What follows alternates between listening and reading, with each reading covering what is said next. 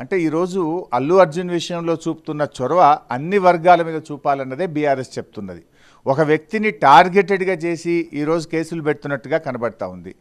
ఆ అమ్మాయి చనిపోవడం దురదృష్టకరం.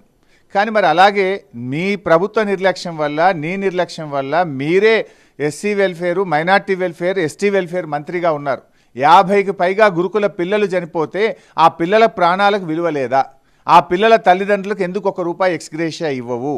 అదేవిధంగా నీ తమ్ముడి అరాచకాల వల్ల చనిపోతున్నా అని సాయిరెడ్డి అనే మాజీ సర్పంచ్ సూసైడ్ నోట్ రాసి చనిపోతే ఇంతవరకు ఎఫ్ఐఆర్ ఎందుకు రిజిస్టర్ కాలేదు? నీ తమ్ముడిని ఎందుకు అరెస్ట్ చేయలేదు? చట్టం నీకు చుట్టమైందా? చట్టం అందరికీ సమానంగా ఉండాలి కదా. 80కి పైగా ఆటో డ్రైవర్లు చనిపోతే నీలో చలనం లేదు. 450కి పైగా రైతులు చనిపోతే నీలో చలనం లేదు. కానీ ఒక వ్యక్తిని టార్గెట్గా చేసి ఉద్దేశపూర్వకంగా చేసేయడం వల్ల రాష్ట్రం యొక్క ఇమేజ్ దెబ్బతిని రాష్ట్రానికి నష్టం జరిగే అవకాశం ఉంది. నిన్న కాంగ్రెస్ గుండాలు అందరూ రేవంత్ రెడ్డితో ఫోటోలు దిగినోళ్ళే ఇవాళ వాళ్ళని తీసుకుపోయి అల్లు అర్జున్ గారి ఇంటి మీద దాడి చేశారు. సిద్దిపేటలో కూడా కాంగ్రెస్ గుండాలతో నా క్యాంప్ ఆఫీస్ మీద దాడి చేయించింది ఇదే కాంగ్రెస్ పార్టీ. అంటే కాంగ్రెస్ ప్రభుత్వం ప్రశ్నించే గొంతుల మీద దాడి చేస్తూ ఉంది. అంటే ఫిజికల్ అటాక్స్ ద్వారా ప్రతిపక్షాలను భయభ్రాంతులకు గురి చేయాలి, ప్రశ్నించకుండా చేయాలని ప్రయత్నం చేస్తున్నారు.